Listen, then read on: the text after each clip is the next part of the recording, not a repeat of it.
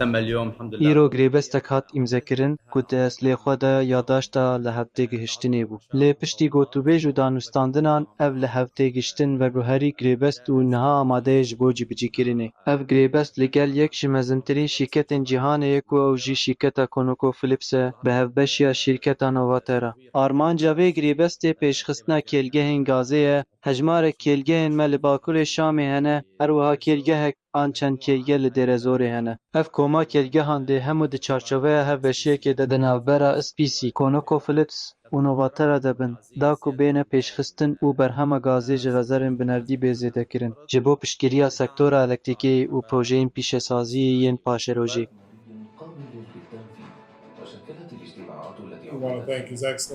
Em dixwazin spasiya Cenabê Serok û Wezareta Enerjiyê bikin ji bo vê derfeta veberhênanê li Sûriyê û alîkariya geşbûn û pêşketina vî welatî bikin. Bi baweriya me ev tenê destpêk e, ji ber vê yekê rêkeftina ku me îro ji bo derfetên gazê îmze kir. Destpêka wê yekê nîşan dide ku em hêvî dikin ji bo kompanya me bibe tiştekî gelek mezintir. Em kêxweşin ku em vegeriyane em berî çend salan li vî welatî bûn û ev yek nûnetiya vegera kompanya me bo Sûriyê dike. Bi hevbeşiya li gel Novatel em hêvî dikin ku berhemanîna gazê li welat zêde bikin û hêvîdarin ku ev yek berfirehtir bibe. û ji bo kompanya me û ji bo welatê Sûriyê bibe tiştekî hê girîngtir. Ji ber vê yekê em spasiya vê baweriyê dikin ku bi kompanya me hatiye kirin û li bendê ne ku bi hevkariya li gel wezaretê, rola xwe di alîkariya geşbûn û pêşketina vî welatî de bilîzin. Em gelekî bikelecanin ku em bibin beşek ji vê projeyê û em di rêwîtiya Sûriyê ya ber bi paşerojê ve beşdarî piştgiriya wê bibin.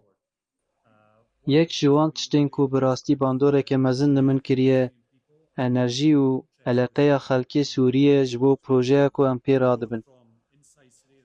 Wekê hûn dibînin li gel birêz Esferî li vir min zêdetirî 20 salan kar kiriye.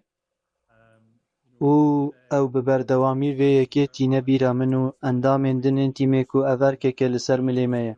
Ev ne tenê proje ye, em di nava erkekê alîkariya Sûriyê de ne, da ku ew bi pêş ve biçe. Gaz û petrolê berhem bîne, lê ev hemû ji bo berjewendiya welat û berjewendiya xelkê Sûriyê ye. Ji ber vê yekê, ez xwe gelekî bextewar hîs dikim ku ez beşek ji vê yekê me, ez gelekî şanaziyê dikim ku ez holeke biçûk dilîzim. Lê em gelekî handayî ne ku em li Sûriyê rexistanekî asta yekem ava bikin.